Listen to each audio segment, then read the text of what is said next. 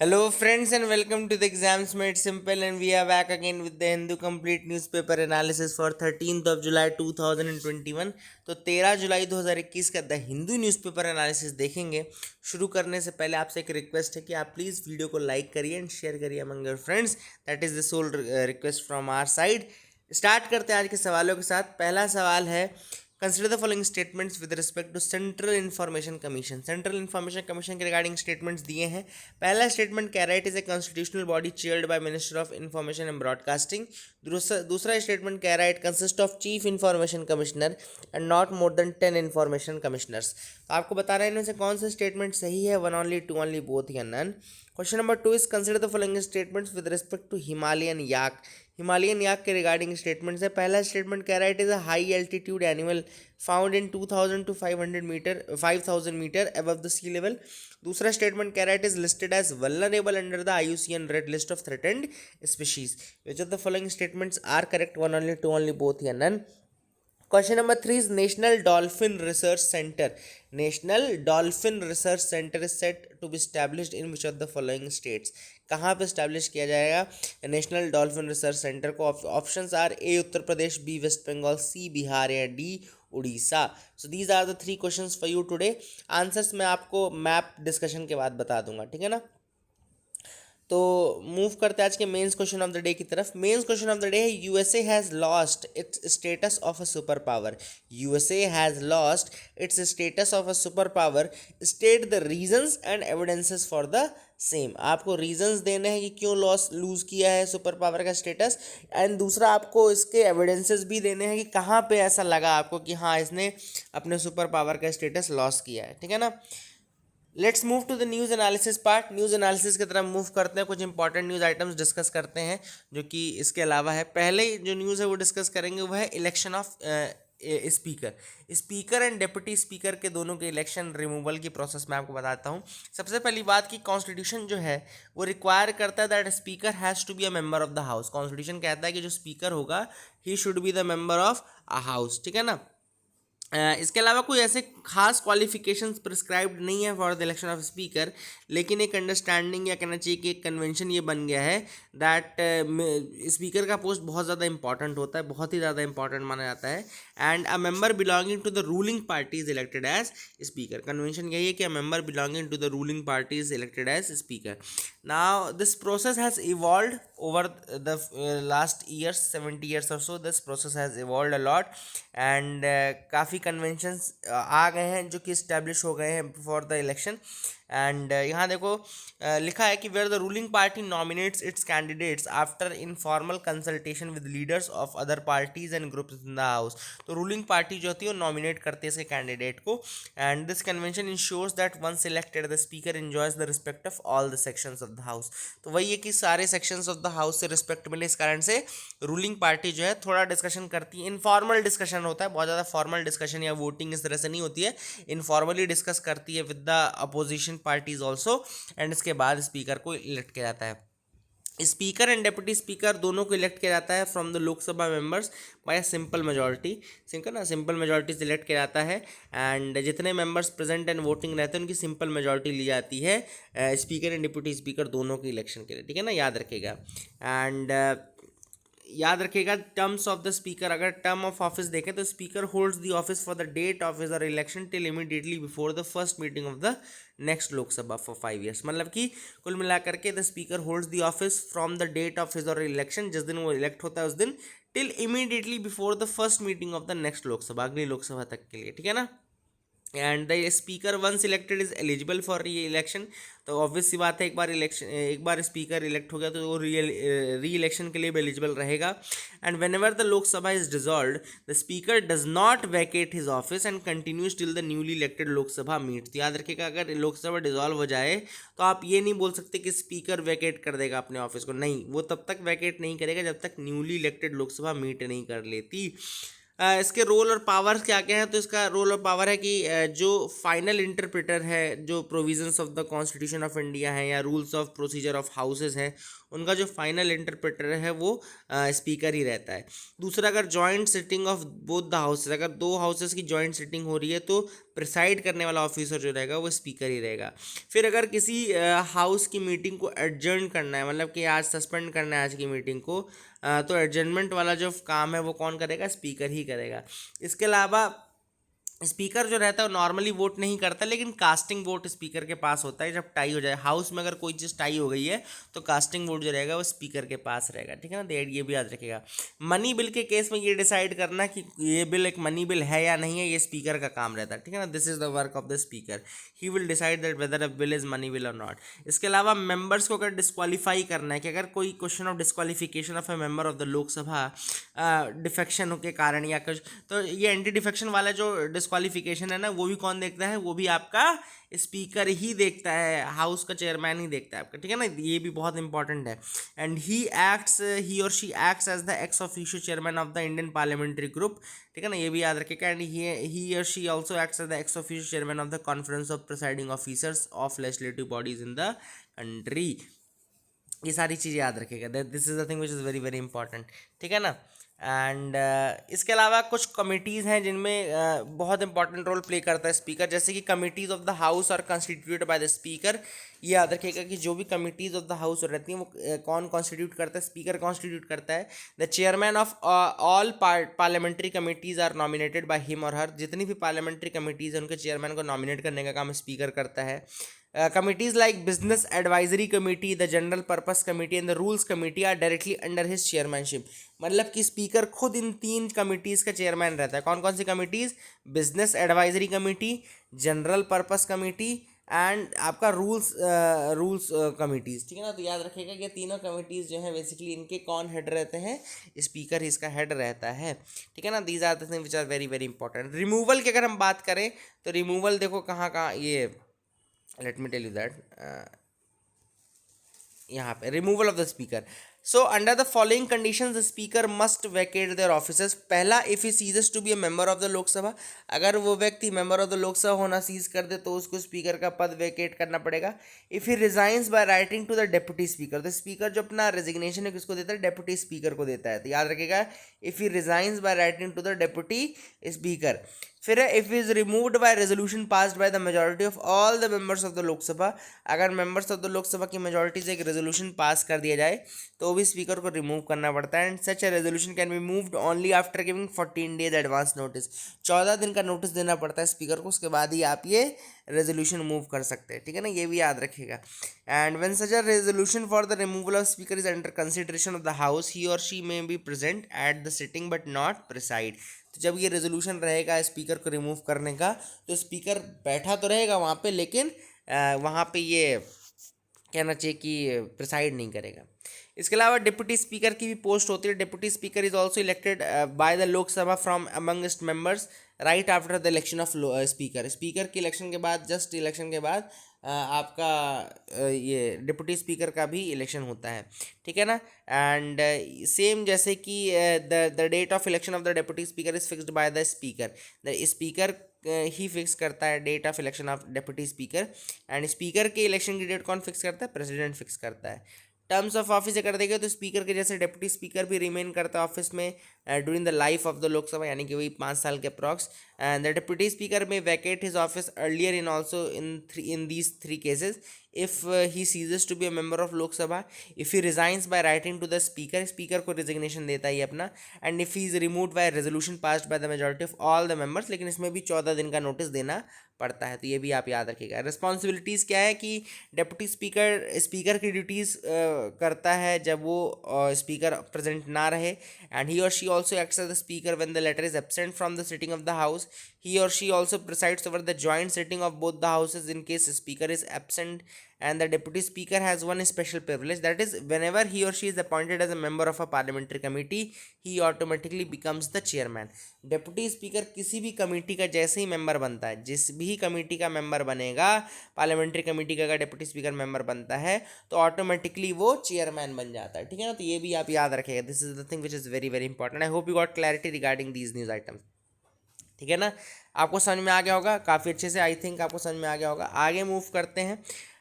Documents from national, एक policy document आया है national mission for clean Ganga का। National mission for clean Ganga का एक पॉलिसी डॉक्यूमेंट आया है जिसने ये प्रपोज किया है कि जो सिटीज़ रिवर बैंक के अराउंड लोकेटेड है, रिवर बैंक के साइड पे लोकेटेड हैं, they should incorporate river conservation plans. उनको रिवर कंजर्वेशन प्लान्स इनकॉर्पोरेट करने की ज़रूरत है, ठीक है ना। एंड ये जो रिकमेंडेशन है that are currently for 5 states, Uttarakhand, Uttar Pradesh, Bihar, Jharkhand and West Bengal. ये गंगा रिवर के साइड पे उत्तराखंड, उत्तर प्रदेश, बिहार, झारखंड एंड वेस्ट बंगाल, ठीक है ना। National mission for clean Ganga आपको पता होना चाहिए कि इम्प्लीमेंटेशन विंग है National Ganga Council. Implementation wing है किसकी? नेशनल गंगा काउंसिल की। National mission for clean Ganga क्या है? इम्प्लीमेंटेशन विंग है किसकी? नेशनल गंगा काउंसिल की। ये 2016 में बनाई गई थी। और national mission for clean Ganga 2016 में बनाई गई थी इम्प्लीमेंटेशन विंग, किसको रिप्लेस करके? National Ganga river basin authority, NGRBA, यानी कि national Ganga river basin authority को रिप्लेस करके national mission for clean Ganga को इम्प्लीमेंटेशन विंग बनाया गया किसका? नेशनल गंगा काउंसिल का, ठीक है ना। और ये बेसिकली स्टेट के काउंटर पार्ट्स के साथ मिल करके क्या करती है? इम्प्लीमेंट करती है नमामि गंगे प्रोग्राम को, नमामि गंगे प्रोग्राम को इम्प्लीमेंट करती है, ठीक है, इसको याद रखिएगा। नेक्स्ट जो न्यूज़ है वो है लेमरू एलिफेंट रिजर्व के बारे में। तो लेमरू एलिफेंट रिजर्व मैंने आपको ऐसे पहले भी बताया हुआ है क्वेश्चन के फॉर्म में, फिर बताता हूँ। लेमरू एलिफेंट रिजर्व जो है ये कहाँ पर है? ये छत्तीसगढ़ में है। एंड रिसेंटली छत्तीसगढ़ गवर्नमेंट ने प्रपोज किया है to reduce the area of Lemru elephant reserve. Lemru elephant reserve का जो एरिया है उसको रिड्यूस करने के लिए, मतलब कहाँ से कहाँ तक? 1995 स्क्वायर किलोमीटर से 450 स्क्वायर किलोमीटर पे लाके छोड़ेंगे ये। मतलब लेमरू एलिफेंट रिजर्व का एरिया इतना ज़्यादा घटाने की बात की जा रही है। And centre gave its approval in 2007 for the creation of this 450 square kilometre Lemru elephant reserve in elephant reserve. And in 2019 the state government decided to increase the area to 1995 square kilometre. अब इसको फिर से वो करेंगे, ठीक है ना, फिर से रिड्यूस करने के लिए ये सजेस्ट किया गया है लेमरू एलिफेंट रिजर्व को 1995 टू 450 स्क्वायर किलोमीटर, ठीक है। सेंटर ने अप्रूवल दिया था 2007 में 450 के लिए ही। 2019 में इसको स्टेट गवर्नमेंट ने डिसाइड किया था बढ़ाने के लिए 1995 के लिए, ठीक है ना, याद रखिएगा। लेमरू एलिफेंट रिजर्व कहाँ पर है? कोबरा डिस्ट्रिक्ट छत्तीसगढ़ में लोकेटेड है। इट इज इन द कोबरा डिस्ट्रिक्ट ऑफ छत्तीसगढ़, याद रखिएगा, it is located in the कोबरा district of Chhattisgarh. And this reserve is aiming at reducing human animal conflict and destruction of property in addition to providing a permanent habitat to the elephants. मतलब elephants को एक permanent habitat तो मिले ही मिले, साथ ही जो elephant conflict होता है छत्तीसगढ़ रीजन में उसको भी कम करने की कोशिश की जा रही है बिकॉज ऑफ दिस रिजर्व, ठीक है ना। लेमरू एलिफेंट रिजर्व याद रखेगा। एंड इसका एरिया नॉर्मली जो एरिया अप्रूव किया गया था उतना ही एरिया पे रखने की बात की जा रही है, ठीक है। That is the thing which is important. और एलिफेंट रिजर्व्स के रिगार्डिंग एक बात यह कि they are not recognise under the wildlife protection act. And area reduce करने का रीज़न क्या है कि ये जो पार्ट है reserve, it is the part of Hasdeo Aranya forest, Hasdeo Aranya forest का पार्ट है। और यहाँ पे काफ़ी ज़्यादा कोल माइनिंग और इसके लिए भी एरियाज निकाले गए हैं। तो कोल माइनिंग और इन सब रीजन्स के कारण से भी इसके एरिया को नॉर्मली रिड्यूस किया जाना रिकमेंड किया गया है, ठीक है। और दूसरे कौन कौन से रीजन्स है प्रोटेक्टेड रीजन छत्तीसगढ़ के? तो उनके रीजन से Achanakmar tiger reserve, Indravati tiger reserve, याद रखिएगा, इन सबको याद रख लीजिए। Achanakmar tiger reserve, Indravati tiger reserve, Sitanadi Udanti tiger reserve, Kanger valley national park या and Badalkhol Tamor Pingala elephant reserve. याद रखिए कौन कौन से प्रोटेक्टेड एरियाज है छत्तीसगढ़ के। तो अचानक मार टाइगर रिजर्व है, इंद्रपति टाइगर रिजर्व है, सीता नदी उदांती टाइगर रिजर्व है, कांगेर वैली नेशनल पार्क है and Badalkhol Tamor Pingala elephant reserve. इनको याद रखिएगा, ये छत्तीसगढ़ के हैं।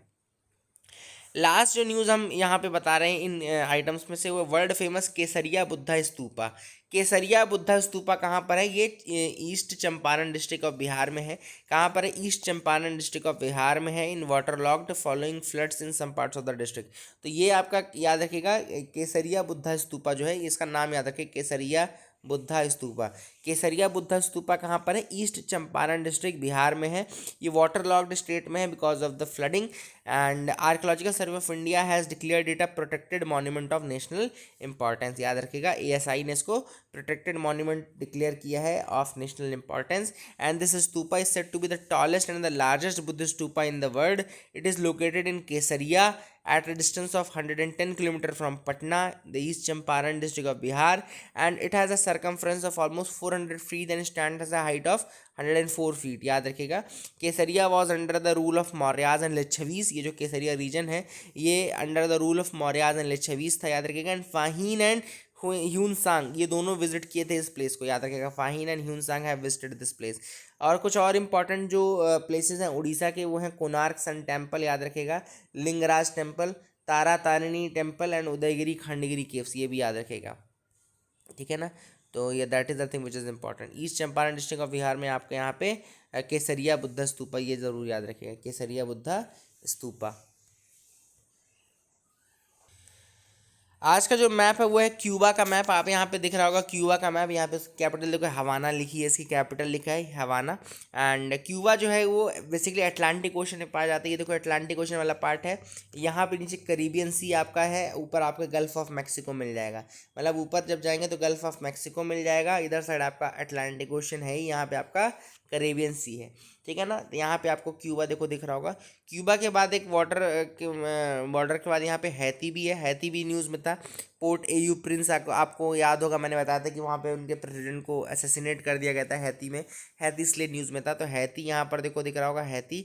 फिर यहाँ पे जमैका दिख रहा है। जमैका और क्यूबा के बीच में केमैन ट्रेंच भी है। केमैन ट्रेंच आपको दिख रही होगी, है ना। करीबियन आइलैंड का करीबियन सी आपको दिख रहा होगा। अटलांटिक ओशन दिख रहा होगा। स्ट्रेट ऑफ फ्लोरिडा ऊपर देखो तो फ्लोरिडा जो यूएस का फ्लोरिडा वाला पार्ट है उसके साथ बॉर्डर शेयर करता है क्यूबा, यूएसए के फ्लोरिडा वाले पार्ट के साथ। एंड जो क्यूबन मिसाइल क्राइसिस थे वो यही थी कि क्यूबा में मिसाइल्स लगा दी गई थी यूएसए की तरफ फेस करके। यूएसए से बहुत ज़्यादा करीब इनका बॉर्डर है ना, तो यूएसए की तरफ फेस करते हुए मिसाइल्स इन्होंने पुट कर दी थी। तो उसको क्यूबन मिसाइल क्राइसिस बोलते हैं। 1950s में हुआ था ये, ठीक है ना। तो क्यूबन मिसाइल क्राइसिस आपको पता होना चाहिए। इसके साथ यहाँ पे आपको गल्फ ऑफ मैक्सिको दिख रहा होगा। ये क्यूबा के ऊपर इधर साइड आपको गल्फ ऑफ मैक्सिको दिख रहा है ना, ये gulf of Mexico. Straight of Florida है यहाँ पे।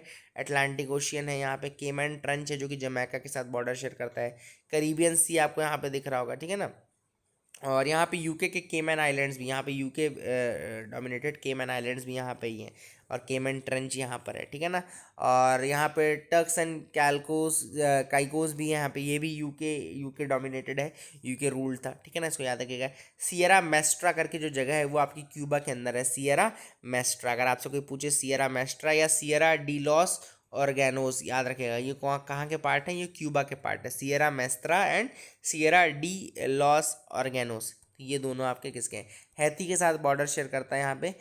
लैंड बॉर्डर नहीं है लेकिन ये मैरीटाइम बॉर्डर शेयर करता है हैती के साथ। यहाँ पे आप देख सकते हैं नीचे जमैका के साथ भी सेम चीज़ है। तो ये लोकेशन याद रखेगा। ऊपर आपको देखो क्यूबा के ऊपर आपको बहामास मिल जाएगा, है ना। फ्लोरिडा मैंने आपको बताई थी कि स्टेट ऑफ फ्लोरिडा से डिफरेंशिएटेड है। तो these are the things which are important. I hope you got clarity. आज के आंसर्स मैं आपको बता दूं। पहला सवाल मैंने पूछा था कि सेंट्रल इंफॉर्मेशन कमीशन के रिगार्डिंग, तो इसमें पहला स्टेटमेंट तो गलत है, कॉन्स्टिट्यूशनल बॉडी नहीं है ये। दूसरा स्टेटमेंट सही है, तो B will be the answer for this. दूसरा स्टेटमेंट क्वेश्चन पूछा था हिमालयन याक के रिगार्डिंग, तो दोनों स्टेटमेंट ही सही हैं, बोथ आर करेक्ट, यानी कि C will be the answer. And national dolphin research centre जो है वो बिहार, पटना बिहार में बन रहा है, तो C will be the answer for this. These are the answers for today's question. Move करते हैं फ्रंट पेज पे। In a blow to Oli, Nepal supreme court directs Deuba to be appointed the prime minister.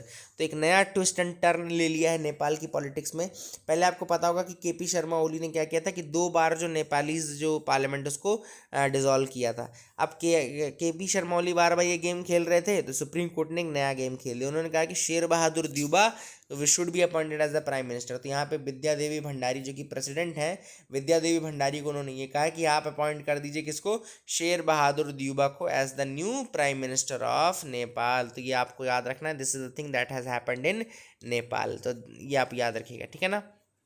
Move करते हैं editorial section में, आते हैं, देखते हैं क्या क्या एडिटोरियल्स हम डिस्कस करेंगे। एक न्यूज़ पहले देख लेते हैं, एडिटोरियल से पहले एक न्यूज़ देख लेते हैं। ये न्यूज़ है regarding the Sulekha Inc. Sulekha Inc के बारे में। सुलेखा इंक अभी जो वर्क कर रही है, कोलकाता में वर्क कर रही है। पहले स्टार्ट किया था तो इसने बांग्लादेश का एक रीजन था जहाँ से इसका स्टार्टिंग हुआ था, राजशाही नाम की जगह थी। तो 1934 में महात्मा गांधी के कहने पे शंकराचार्य एंड नानी गोपाल मैत्र, याद रखिएगा, शंकराचार्य ब्रदर्स एंड नानी गोपाल मैत्र, इन्होंने 1934 में स्टार्ट किया सुलेखा इंक को, राजशाही जो कि अभी बांग्लादेश में, वहाँ से। तो ये एक स्वदेशी इंक थी जो कि बनाई गई, स्वदेशी इंक के रूप में इसको बनाया गया था। एंड 1939 में शिफ्ट कर गए कलकत्ता ये शिफ्ट कर गए एंड सुलेखा इंक वहाँ से काम करना शुरू करी। फिर 1980s में आकर के थोड़ा सा यहाँ पे ऊपर नीचे हुआ तो इन्होंने अपना काम बंद कर दिया, बट 2006 में दोबारा से इन्होंने रीओपन किया, है ना, आफ्टर 18 ईयर्स ऑफ क्लोजर। 2006 में इन्होंने दोबारा से ओपन किया। जब इन्होंने 2006 में ओपन किया तो इन्होंने बहुत लाइट, मतलब इंक का काम इतना ज़्यादा नहीं हो रहा था, इंक का काम बहुत कम करते थे केवल सेंटिमेंटल रीज़न के कारण, राधा देन ये hygiene care products and home care products बनाते थे, ठीक है ना। फिर अभी 2018 में रिसेंटली 2000 पैंडमिक के बाद फिर से कुछ जो गिल्ड है राइटर्स के नॉल, उन्होंने काफ़ी ज़्यादा सुलेखा इंक के बारे में बोला एंड ऑल। तो अब जा कर के फिर से इन्होंने ये काम स्टार्ट किया है, स्वदेशी इंक का काम दोबारा से स्टार्ट किया है। और काफ़ी ज़्यादा इसकी डिमांड भी हो रही है ना, काफ़ी ज़्यादा इसकी डिमांड हो रही है। एंड सुलेखा इंक जो है ये मैंने आपको इसके बारे में बता दिया। I hope you will remember that. Prioritising school reopening on the road to recovery. अब ये जो आर्टिकल है हम डिस्कस करते हैं, यहाँ पे ऑथर ने बात की है स्कूल को रीओपन करने की। ऑथर ने कहा कि देखो कोविड तो सब जगह फैला, लेकिन कई यूरोपियन कंट्रीज ऐसी थी जैसे कि पोर्चुगल ले लो, फ्रांस ले लो, नीदरलैंड ले लो, जिन्होंने अपने स्कूल बंद नहीं किए, स्पेशली तो प्राइमरी स्कूल्स उन्होंने बंद नहीं किए, क्योंकि वही बेसिक लर्निंग एज है। अब आप अगर सोचें, ये देखें कि स्कूल बंद होने का कितना ज़्यादा नुकसान हुआ है, तो बहुत ज़्यादा नुकसान हुआ है। कई बच्चे हैं जो कि अब मतलब स्कूल भूल गए, कई छोटे जो बच्चे थे वो तो स्कूल भूल गए हैं कि स्कूल क्या होता है। कई बच्चों को स्कूल के नाम नहीं याद है, कौन से स्कूल में वो पढ़ते थे, क्या क्या उन्होंने पढ़ा था, क्योंकि 2 साल का समय काफ़ी बड़ा समय होता है जिसमें कि स्कूल ना लगे, है ना। ऐसे में ऑथर ने कहा कि स्कूल बंद नहीं करने चाहिए थे। ऑथर का तो सजेशन था कि बंद ही नहीं करने चाहिए थे, और बंद कर भी दिए थे तो जल्दी से जल्दी उनको खोलने का प्रयास करना चाहिए था, ठीक है ना। पहले तो ऑथर ने एग्जांपल्स दिए इंटरनेशनल की, कैसे उन्होंने सितंबर 2020 में ही स्कूल्स ओपन कर दिए थे, मतलब कि काफ़ी मतलब फ्लोरिडा में अगर यूनाइटेड स्टेट्स की बात करें तो सितंबर 2020 में ही सारे स्कूल्स रीओपन कर दिए गए थे। स्कूल क्लोजर का बहुत बड़ा इम्पैक्ट पड़ा। एक तो ऑलरेडी स्कूल अटेंडमेंट रेट कम ही था इंडिया में, पहले से भी कम था, ऊपर से आपने दोबारा से जब स्कूल बंद की तो काफ़ी लोग ड्रॉप आउट हो गए, बहुत सारे लोग ड्रॉप आउट हो गए, specially the girl child drop out हो गया। अब बहुत मुश्किल है कि वो लोग दोबारा स्कूल में इंटर कर पाएंगे, मतलब किसी तरीके से जिन्होंने किया था और वो ड्रॉप आउट कर गए हैं, तो अब बड़ा मुश्किल है कि वो दोबारा से स्कूल एजुकेशन में दोबारा से इंटर कर पाएंगे, ठीक है ना। ऑथर ने कहा कि ये जो चीज़ है ये नेक्स्ट जनरेशन को और ज़्यादा पॉवर्टी में धकेलेगी, क्योंकि अब ऑब्वियस बात है स्कूल जो है वो काफ़ी एसेंशियल है फॉर रिमूविंग पॉवर्टी। बिल्कुल सही बात है कि इस पॉवर्टी को रिमूव करने के लिए स्कूल अटेंड करना बहुत ज़रूरी था। इसके अलावा ऑथर ने ये भी कहा है कि अगर हम देखें तो स्कूलों में जो मतलब कि रूरल इंडिया है, वहाँ पे जो ड्रॉप आउट रेट है वो और ज़्यादा है। Drop out rate rural India का और ज़्यादा है, और 42% ड्रॉप देखने को मिला है स्कूल इनरोलमेंट में। 42% ड्रॉप आउट देखने को मिला है स्कूल इनरोलमेंट में। और जितना ज़्यादा आप स्कूल को बंद रखोगे, देखो क्या होता है, स्कूल्स में मिड डे मील बनता है, अगर स्कूल बंद रहेगी तो वो मिड डे मील उनको नहीं मिल पाएगा। ऐसे में इनकी हेल्थ हाइजीन भी इम्पैक्ट पड़ती है।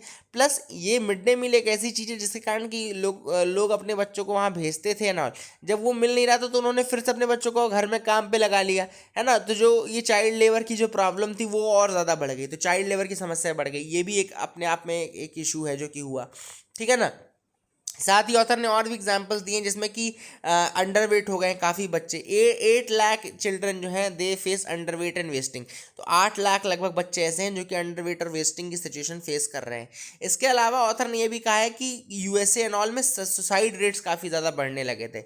मतलब ये भले यूएसए का केस हो, लेकिन हर जगह इंडिया में भी रिपोर्टिंग नहीं हुई होगी, हो सकता है प्रॉपरली, लेकिन केसेस जो इस तरह के सुसाइड्स के हैं या मेंटल डिप्रेशन के जो केसेस हैं वो काफ़ी ज़्यादा बढ़ जाता है। अभी बच्चे जब स्कूल नहीं जाएंगे तो मेंटल डिप्रेशन ऑब्वियस सी बात है इंक्रीज होगा। एंड 40% इंक्रीज हुआ था in the children who are taking anti depressant. तो लड़के बच्चे छोटे छोटे एंटी डिप्रेसेंट लेने लगे, तो उसमें 40% की वृद्धि देखने को मिली थी, मतलब एंटी डिप्रेसेंट लेने वाले बच्चों में। तो कुल मिलाकर के ऑथर का ये कहना है कि ये जो चीज़ें हैं, स्कूल ना जाना अपने आप में एक बहुत गंभीर समस्या है, न केवल एजुकेशन वाइज बल्कि हेल्थ वाइज, सोसाइटी वाइज, हर तरीके से ये उनके लिए बिल्कुल उनके फेवर में नहीं से स्कूल का खुलना बहुत ज़्यादा ज़रूरी था। ऑथर ने एक और आर्ग्यूमेंट दिया है, बहुत अच्छा आर्ग्यूमेंट है, कि जो इन्फेक्शन फैटेलिटी रेट था कोविड का, अगर इन्फेक्शन फैटेलिटी रेट मतलब कि जो इन्फेक्शन होने के बाद मौत का जो रेशियो था वो 0.003% था, ठीक है ना। चिल्ड्रन के केस में 0.003% था। वहीं पे ऑथर का ये कहना है कि जो इंडिया में इन्फेंट मोर्टेलिटी रेट है वो 3% है, मतलब कि 1000 गुना ज़्यादा, 1000 टाइम्स ज़्यादा है। इसके अलावा अगर हम देखें कि जापान में जिसका इन्फेंट मोर्टेलिटी रेट बहुत कम है वो 0.18%, जो कि 60 गुना ज़्यादा है। तो मतलब इन्फेक्शन फर्टेलिटी रेट इतना कम था कि आप बच्चों को भेज भी देते तो कोई दिक्कत नहीं थी। यहाँ पे ऑथर का कहना है कि इन्फेक्शन फर्टेलिटी रेट तो बहुत कम था, ऑब्वियस सी बात है, इंडिया में मतलब कि बहुत ही कम था, है ना। हार्ट कुछ किसी भी बच्चों को कोई नुकसान नहीं पहुंचता अगर आप स्कूल ओपन भी कर देते तो that is the thing which the author says, कि ऐसा बिल्कुल देख के चलना चाहिए था। एंड स्कूल्स बंद करना अपने आप में बहुत ज़्यादा नुकसानदायक है। This is what the author says. आगे मूव करते हैं, दूसरा आर्टिकल जो है वह tracing the decline of US power. अब ये ऑथर ने आर्टिकल लिखा कि यूएस की जो पावर है वो घटती जा रही है। यहाँ पे एक्चुअली मैं आपको दो चीज़ें बताना चाहता था। ऑथर ने ये कहा है कि एक्चुअली में हुआ क्या, कि अगर हम देखें कि 1971 में हेनरी किसिंगर ने एक विजिट की थी। हेनरी किसिंगर ने विजिट की थी कहाँ पर, चाइना में विजिट की थी। तो उसके विजिट 1971 की विजिट के बाद अभी अगर हम देखें तो 50 साल हो गए हैं ना। तो इन 50 सालों में पहले जो 20 साल थे, यानी कि 1971 से 1991, ये जो जो पीरियड था, 1991 का पीरियड क्यों इंपॉर्टेंट है, क्योंकि ये डिक्लाइन ऑफ द सोवियत है ना, 1991। तो पहले जो 20 साल थी तब जो यूएसए की पॉलिसी थी वो थी रियलिज्म की पॉलिसी थी। और 1991 के बाद जो पॉलिसी यूएसए ने अपनाई है वो है आइडियलिज्म की। तो रियलिज्म की पॉलिसी कब तक चली, रियलिस्ट प्रैग्मेटिस्ट उसे बोलते हैं, रियलिस्ट प्रैग्मेटिस्ट बोलते हैं, रियलिज्म प्रैग्मेटिज्म। तो रियलिज्म प्रैग्मेटिज्म की पॉलिसी 1971 से 1991 में चली, जो कि फेस था यूएस सुप्रीमेसी का। और 1991 से 2021 तक अभी जो पॉलिसी देखने को मिली वो आइडियलिज्म की पॉलिसी देखने को मिली है, जो कि फेज है डिक्लाइन का। तो ऑथर का ये कहना है कि जब तक यूएसए ने रियलिस्ट प्रैग्मेटिस्ट की अप्रोच अपनाई तब तक वो सुपीरियर थे, और जैसे ही उन्होंने आइडियलिज्म की पॉलिसी अपना ली है तब से वो वीक हो गए, ठीक है ना। ऑथर ने डिफरेंशिएट कैसे किया, मैं आपको बता देता हूँ। डिफरेंशिएट ऐसे किया कि जो आइडियलिज्म की पॉलिसी होती है, आइडियलिस्ट अप्रोच बोलता है कि war is bad, use of force is bad, ये सारी चीज़ें गलत हैं। Knowledge, reason, compassion and self reliance self restraint होना चाहिए, नॉलेज होना चाहिए एंड रीजन होना चाहिए, कंपैशन होना चाहिए एंड सेल्फ रिस्ट्रेंट होना चाहिए, ठीक है ना। This is what has been the idealist approach. वहीं पे अगर प्रैग्मेटिस्ट रियलिस्ट अप्रोच होती है तो वो यूज़ ऑफ फोर्स भी बोलती है। वो ये बोलती है कि भैया ह्यूमन राइट्स बाद में, पहले there should be tussle for power tussle पहले होनी चाहिए। तो कुल मिलाकर के ऐसा ऑथर का कहना है कि ये जो अप्रोच चेंज हुई है that is the reason for the decline of USS power. USA के जो पावर डिक्लाइन हुआ और चाइना का जो राइज हुआ है, चाइना जो ये राइज किया अपने पावर को, उसका मेन रीज़न यही है, ठीक है ना।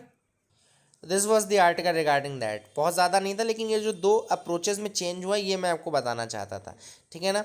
और जोकोविच ने अभी रिसेंटली अपना 20वां टाइटल जीता है, याद रखिएगा। विंबलडन जो अभी जीता है 20th ग्रैंड स्लैम टाइटल है, एंड इक्वल कर लिया है Roger Federer and Rafael Nadal के साथ उन्होंने, ठीक है ना। ये भी आप याद रखिएगा, that is the thing which is important. आगे मूव करते हैं, यूरो कप का भी मैं बताता हूँ। यूरो कप का विनर इस बार इटली रहा है, आप जानते हैं। कोपा अमेरिका का विनर अर्जेंटीना रहा है, ठीक है ना।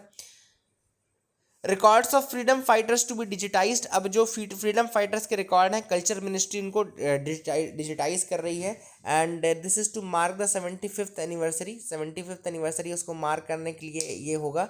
The 75th anniversary of independence 1947 से अभी 75th 2022 में उसको सेलिब्रेट करने के लिए किया जाएगा, ठीक है ना। That is the thing which is important. I hope you got clarity regarding that as well. और ये जितने भी फ्रीडम फाइटर्स हैं उनके जो वर्क्स हैं उनको डिजिटाइज किया जाएगा, ठीक है, याद रखिएगा। नेक्स्ट न्यूज़ यहाँ पे आप देख सकते हैं, Sudan to review the navy based deal. अभी हुआ क्या था एक्चुअली में, रशिया ने बहुत पहले कुछ सालों पहले 17 में जो पुरानी गवर्नमेंट थी सूडान की, उनके साथ एक बातचीत में उन्होंने ये कहा था कि सूडान में एक रशियन बेस बनाया जाएगा।